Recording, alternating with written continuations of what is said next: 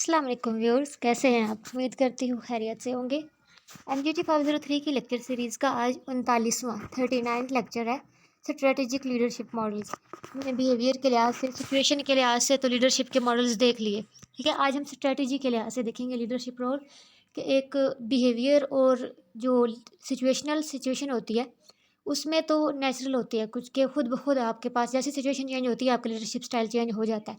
लेकिन कुछ चीज़ें ऐसी होती हैं जो एज अ लीडर आपको होशो हवास में रखनी होती हैं, चाहे सिचुएशन जैसी भी हो, आपका बिहेवियर नेचर जैसी भी हो। ठीक है, तो वो स्ट्रेटेजिक लीडरशिप स्टाइल्स हैं।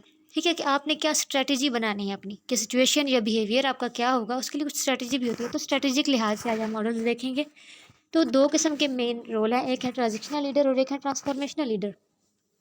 आगे हम विजनरी और टीम लीडरशिप भी देखेंगे, लेकिन मेन चीज़ें स्ट्रेटजी के लिहाज से ये दो है। जो ट्रांजेक्शनल लीडर होता है वो ट्रांजेक्शन पे बिलीव करता है, कुछ लो कुछ दो पे। ठीक है, यानी कि गाइड करता है और मोटिवेट करता है अपने फॉलोअर्स को उनकी गोल्स की एस्टेब्लिशमेंट के लिहाज से, और उनको क्लैरिफाई करता है उनका रोल और उनका टास्क। यानी कि ये इसका ये होता है कि मोटिवेट करेगा, गाइड भी करेगा, यानी कि आपको रिवॉर्ड वगैरह जो है देने की और इस तरह की ऐसी चीज़ें दिखाएगा जो आपको मोटिवेट करेंगी, गाइड करेंगी, आपको आपका काम भी समझाएगा, सब कुछ करेगा। लेकिन इसका कंसर्न जो होता है ना मेन, वो गोल की अचीवमेंट पे होता है।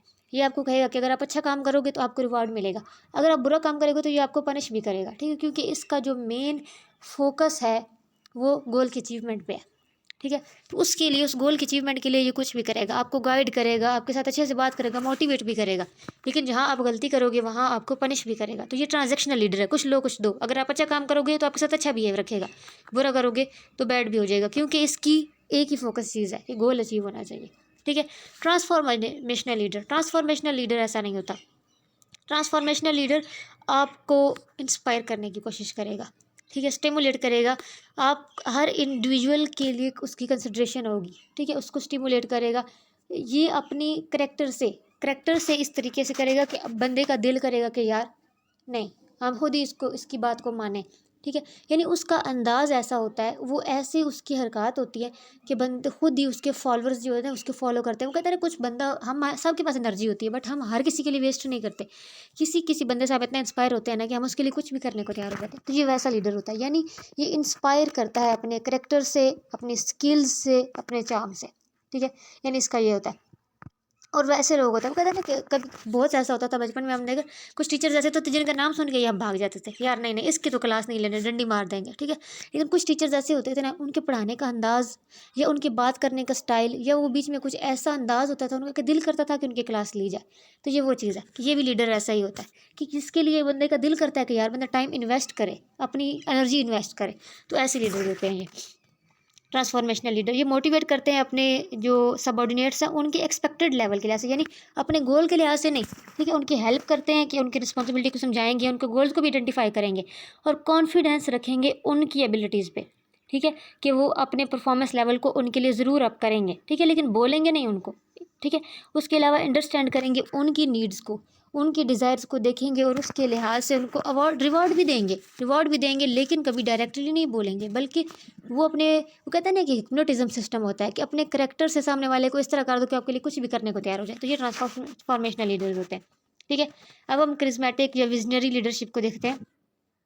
तो इनमें ये भी जो है वो क्रिस्मेटिक लीडरशिप जो है ये निकली ट्रांसफॉर्मेशनल लीडर से। ये ट्रांसफॉर्मेशनल लीडर का नेक्स्ट लेवल आप कह सकते हैं। ठीक है, यानी ये एक विजन ऐसा दिखाते हैं बंदे को, विजन ऐसा दिखाते हैं कि बंदा अट्रैक्ट होता है उनकी तरफ। यानी वो विजन जितना क्लियर होगा तो सामने वाले में एनर्जी भर जाती है। इमेजिनरी कह सकते हैं ना, इमेजिनरी एक ऐसा गोल सामने वाले को सेट करके दे देना कि यार बंदा एक्साइटमेंट में, एनर्जी उसमें इतनी आ जाए कि वो आपके लिए कुछ भी करने को तैयार हो जाए। ठीक है, तो क्रिस्मेटिक तो ये साथ साथ अपनी एबिलिटीज़ से, अपनी बिहेवियर से अट्रैक्ट भी करते हैं। ठीक है, एक्स्ट्रा ऑर्डिनरी रिस्पॉन्स की जो एट्रीब्यूशंस होती हैं उनसे अपने फॉलोअर्स को, अपनी जो उनके साथ काम करने वाले होते हैं उनको कर लेते हैं। ठीक है, लेकिन उसके बाद क्या है, रिस्क लेने की विलिंग होते हैं ये लोग, इनके पास विजन होता है।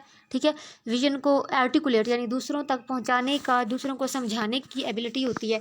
ठीक है, अपना विजन तो उनका है। ठीक है, लेकिन उस विजन को इस तरह सामने वाले के लिए पेश करना कि सामने वाला भी उनका जो है वो मतलब हो जाए कि यार ये तो पूरा होना ही चाहिए। ठीक है, और उसके बाद हालात जो चल रहे हों उन पे भी काबू पाना उनको आता होता है, अपने फॉलोअर्स की नीड का ख्याल रखते हैं। ठीक है, तो ये सारी चीज़ों का ख्याल रखते हैं। रिसर्च से ये चीज़ साबित हुई है कि जो विजनरी लीडरशिप है ये आजकल के दौर में ये बहुत ज़्यादा इंपॉर्टेंट चल रही है और ये बिहेवियर को बहुत ज़्यादा चेंज कर रही है। यानी एक फॉलोअर की सेटिस्फेक्शन, उसकी परफॉर्मेंस को हाई करने में इस लीडरशिप का बहुत ज़्यादा किरदार है। ठीक है, मोस्टली एक्सपर्ट्स ये कहते हैं कि क्रिज्मेटिक बिहेवियरशिप जो है या क्रिज्मेटिक जो लीडरशिप है ये बहुत ज़्यादा जो है वो हाई लेवल की परफॉर्मेंस को जो है वो इससे होती है, तो इसको अप्रोप्रिएट मतलब समझा जाता है।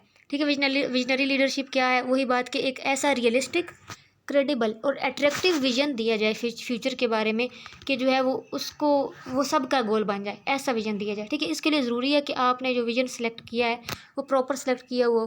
ठीक है, उसको इम्प्लीमेंट करना पॉसिबल हो।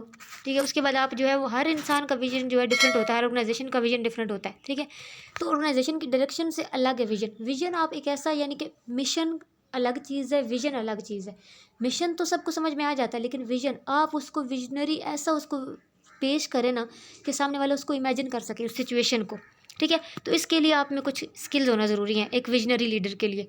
सबसे पहले तो ये कि उसे अपने विजन को दूसरों के सामने एक्सप्लेन करना आता हो, यानी वो वैसा उसे दिखा सके जैसे उसने खुद सोचा है। ठीक है, फिर उसके बाद वो जो एक्सप्रेस कर रहा हो अपने उस विजन को, तो सिर्फ वर्बली नहीं, बिहेवियर से भी, यानी सिर्फ वो बता ना रहा हो, मुंह से ना बोल रहा हो, उसके बिहेवियर से, उसके एक्साइटमेंट, उसके इमोशन से भी वो विजन जो है वो क्लियर हो रहा हो। इससे ये होगा कि सामने वाला फील करेगा उस विजन को, ज़्यादा अच्छे से इमेजिन कर सकेगा। ठीक है, और उसके बाद वो अपने उस विजन को पूरा करने के लिए, एक्सटेंड करने के लिए, अप्लाई करने के लिए डिफरेंट लीडरशिप कॉन्टेक्स्ट भी इस्तेमाल करे। यानी हमेशा एक ही चीज़ ना रहे, यानी हर बार अगर आप एक ही चीज़ यानी वही मतलब एक ही रट्टा लगाओगे ना अपने विजन के बारे में, तो सामने वाला ज़रा बोर हो जाएगा। या पहली बार तो बड़ा अट्रैक्ट होगा, दूसरी बार तीसरी बार कहेगा यार हर बार इसने एक ही स्पीच करनी होती है, ऐसा नहीं।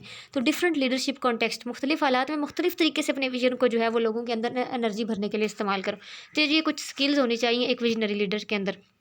अब इसके लिए दो चीज़ें बहुत ज़्यादा ज़रूरी हैं, एक है ट्रस्ट और दूसरी है क्रेडिबिलिटी। क्रेडिबिलिटी ये है कि जो आपके फॉलोअर्स हैं परसीव करें, समझते हो आपको एक honest, competent, able to inspire, यानी ऐसा शख्स कि इससे इंस्पायर हुआ जा सकता है, तो वो क्रेडिबल होगा। जितनी आप क्रेडिबिलिटी आपकी होगी इतनी आपके विजन से पे एतबार किया जाएगा, आपके विजन के लिए लोग अपना टाइम, अपनी एनर्जी, अब सब कुछ जो है वो स्पेंड करने के लिए तैयार होंगे। दूसरी चीज़ है ट्रस्ट, यानी कि आपकी इंटीग्रिटी, आपका करेक्टर और एबिलिटी आपकी लीडर की, उस पर ट्रस्ट किया जाए। ऐसा होना चाहिए कि वो लोग आप पे ट्रस्ट कर सकें, उन्हें ये चीज़ पता हो कि यार इस शख्स के लिए टाइम नहीं वेस्ट कर रहे हैं, हम अपनी एनर्जी वेस्ट नहीं कर रहे। ठीक है, तो 5 डायमेंशंस हैं कंसेप्ट ट्रस्ट के जो कंसेप्ट को समझने के लिए कि आपकी इंटीग्रिटी यानी कि ऑनेस्ट आप कितने हैं, ट्रूथफुलनेस कितने हैं, ठीक है, आप में के अंदर कॉम्पिटेंस है कि नहीं, आपकी टेक्निकल और इंटरपर्सनल नॉलेज और स्किल्स कितनी है, ये चीज़ें आपके ट्रस्ट को बिल्ड करती हैं। कंसिस्टेंसी आपके अंदर कितनी है, ठीक है, कितना जो है वो आप हर सिचुएशन को हैंडल कर सकते हैं अच्छे तरीके से। रिलायबिलिटी कितनी है आपके अंदर, आपके मिजाज में कितना ठहराव है। ठीक है, दूसरा है कि लॉयल कितने हैं आप अपने पर्सनस को लेके, फिजिकली, इमोशनली आप किसी के साथ लॉयल कितने हैं। ओपननेस कितनी है, आप अपने आइडियाज़, इन्फॉर्मेशन दूसरों के साथ शेयर करते हैं, यानी इतने विलिंग हैं आप। तो ये सारी चीज़ें जो है जितना आप शेयर करते होंगे, ज़ाहिर सी बात है कि आप ट्रस्ट करते हैं। जब आप ट्रस्ट करते हैं तो सामने वाला आप पे ट्रस्ट करता है। तो ये ट्रस्ट को जो है वो करने के लिए, कि देखने के लिए कि एक इंसान कितना ट्रूथफुल है, ये सारी चीज़ें देखी जाती हैं। उसके बाद है ट्रस्ट बिल्ड करने के लिए 8 सजेशन यहाँ पे दी गई हैं कि प्रैक्टिस ओपननेस को बढ़ाया जाए, अपने आइडियाज़, अपनी इन्फॉर्मेशन ज़्यादा से ज़्यादा शेयर करो, इससे क्या है कि ट्रस्ट बिल्ड होता है। उसके बाद बी फेयर, सबके साथ फेयर रहो, कि ये फेवरेटिज्म को ख़त्म किया जाए, किसी एक को इंपॉर्टेंस ना दो, बी फेयर, सबके साथ फेयर रहो।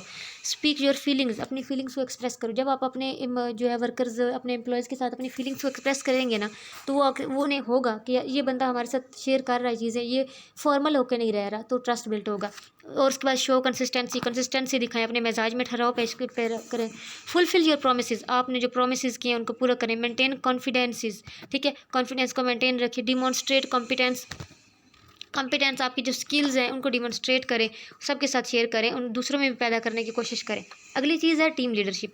टीम लीडरशिप कहते हैं कि जैसे जैसे काम ग्रो करता है तो टीम लीडर का जो रोल है वो इंपॉर्टेंट होता जाता है। ठीक है, एक इंसान को लीड करना अलग बात है, पर टीम को लीड करना एक अलग बात है, और ये एक चैलेंज बन जाता है। जैसे जैसे काम बढ़ता है, एक मैनेजर को समझ नहीं आता कि वो कैसे इफेक्टिव टीम लीडर बने, क्योंकि बहुत सी चीज़ें होती हैं जिनको बैलेंस रखना ज़रूरी होता है, कि कब मोस्ट इम्पोर्टेंट, कि कब मुझे टीम के काम में इन्वॉल्व होना है और कब मुझे उसे अलोन छोड़ना है। ठीक है, तो यहाँ पे एक टीम लीडर की 2 प्रायोरिटीज़ होती हैं, कि एक तो उसने एक्सटर्नल बाउंड्रीज़ को मैनेज करना है, ठीक है, बाहर के हालात को मैनेज करना है, उनको सारे सोर्सेज ला के देने, हालात को सेट रखने की कोशिश करनी है। ठीक है। दूसरी चीज़ है फैसिलिटेटिंग द टीम प्रोसेस, उनके प्रोसेस को फैसिलिटेट करना, उनको गाइड करना, सब कुछ देखना, निगरानी करना, 2 चीज़ें, ठीक है। तो आगे कहते हैं कि प्रायोरिटीज़ को हम 4 लीडरशिप रोल्स में कर देते हैं कि लेजन विद एक्सटर्नल कॉन्स्टिट्यूशंसीज, कि मतलब एक्सटर्नल जितनी प्रॉब्लम्स हों या जो भी रिसोर्सेज देने हैं उनके लिए लेजन करना। दूसरा ट्रबल शूटर, अगर कोई मसला हो तो उसको मैनेज करना। कन्फ्लिक्ट अगर हो जाए टीम के अंदर तो उसको मैनेज करना। और चौथी चीज़ है कोचेज़, यानी मोटिवेट करना, कोच करना, गाइड करना। तो ये 4 लीडरशिप रोल एक टीम लीडरशिप के लिए बहुत ज़्यादा ज़रूरी होते हैं और इनको हर लीडर को अदा करना है। फिर कहते हैं आखिरी बात जो बहुत ज़्यादा कंट्रोवर्सी बनी हुई है कि जेंडर और लीडरशिप का डिस्कस किया जाता है कि मतलब मर्द और औरत की लीडरशिप में क्या फ़र्क है, दोनों की इम्प्लीकेशंस डिफरेंट होती हैं। तो यहाँ पे इन्होंने कुछ बातें बताई हैं लीडरशिप स्टाइल जो डिफरेंट है दोनों का। तो सबसे पहले वुमेंस जो है वो मोस्टली डेमोक्रेटिक और पार्टिसिपेटिव स्टाइल को जो है वो अडॉप्ट करती हैं, ठीक है। उनका ये होता है कि सबसे बात करके डेमोक्रेटिक जमहूरी लिहाज से क्या मिल के फैसला किया जाए, मिल के बात की जाए, ठीक है। ऑटोक्रेटिक या डायरेक्टिव स्टाइल उनमें नहीं होता, मर्दों की निस्बत बहुत कम होता है यानी, ठीक है। और वुमेन्स जो होती हैं इनकरेज करती हैं पार्टिसिपेशन को, शेयर करती हैं पावर इन्फॉर्मेशन, अटैम्प्ट करती हैं कि अपने फॉलोअर्स की सेल्फ वर्थ का यानी हर एक को इंपॉर्टेंस देती हैं, ठीक है। मोस्टली जो औरतें लीडरशिप कर रही होती हैं उनमें ये चीज़ पाई जाती है। जबकि मर्दों का अगर देखा जाए तो वो डायरेक्टिव, कमांड और कंट्रोल स्टाइल होता है उनका यही होता है कि हम डायरेक्ट करें, गाइड करें, लेकिन शेयर करना, साथ बिठाना किसी को नहीं। उनके अंदर कमांड और कंट्रोल स्टाइल को वो प्रायोरिटी देते हैं मर्द ज़्यादा, ठीक है। मर्द रिलाई करते हैं कि वो फॉर्मल अथॉरिटी हो, उनकी पोजीशन की वो फॉर्मल रहें, ठीक है। उनका दूसरों पे इन्फ्लुएंस हो, ठीक है, तासुर हो, मुतासर करें वो दूसरों को। Man use direct transactional leadership, कि ट्रांजेक्शनल लीडरशिप यूज़ करते हैं कि जब आप अच्छा काम करोगे तो आपको रिवार्ड करेंगे, बुरा करोगे तो पनिश करेंगे, ठीक है। तो ट्रांजेक्शनल लीडरशिप ये ज़्यादा अपनाते हैं और जो औरतें हैं वो ट्रांसफॉर्मेशनल लीडरशिप अपनाती हैं। तो नीचे इस पर अब बात की गई है कि डिफरेंट ये अच्छा है या नहीं। तो इस पर अलग बात है कि अच्छा मैनेजर, अच्छा लीडर वही है जो सुने, मोटिवेट करे और प्रोवाइड करे सपोर्ट लोगों को, चाहे वो मर्द हो चाहे औरतों को नहीं फ़र्क पड़ता, ठीक है। इंस्पायर करे और इन्फ्लुएंस करे कंट्रोल करने के बजाय, नहीं फ़र्क पड़ता वो मर्द है या औरत है। Generally speaking women seem to do these things better than man, लेकिन कहा जा सकता है कि जैसी बात है ये सारी चीज़ें जो ज़रूरी हैं एक बेस्ट मैनेजर के लिए ये औरतें ही ज़्यादा कर रही होती हैं मर्दों की निस्बत। मर्दों को कंट्रोल करना और फॉर्मल पोजीशन रखना ज़्यादा पसंद होती है। हाँ, और जेंडर नहीं इम्प्लाई करता, जेंडर हमारी किस्मत नहीं बनाता, हमारी लीडरशिप का जो स्टाइल है वो डिपेंड करता है सिचुएशन पे, ठीक है। तो जेंडर सिंपली जो है वो अपना बिहेवियर देते हैं लीडरशिप स्टाइल में, जेंडर से फ़र्क नहीं पड़ता, लेकिन वो क्या तरीका अपनाता है इससे फ़र्क पड़ता है। हमारी किस्मत, हमारा स्टाइल, हमारा बिहेवियर बनाता है, हमारा जेंडर नहीं बनाता। इन शॉर्ट बात यहाँ पे ख़त्म होती है। तो व्यूअर्स ये था हमारा आज का लेक्चर। उम्मीद करती हूँ कि आपको समझ में आ गया होगा। अगर किसी का कोई कन्फ्यूजन हो, कोई सवाल हो तो आप कमेंट बॉक्स में पूछ सकते हैं। अगर वीडियो अच्छी लगी तो कमेंट करें, शेयर करें, लाइक करें और चैनल को सब्सक्राइब करें। अगले लेक्चर तक के लिए अल्लाह हाफिज़।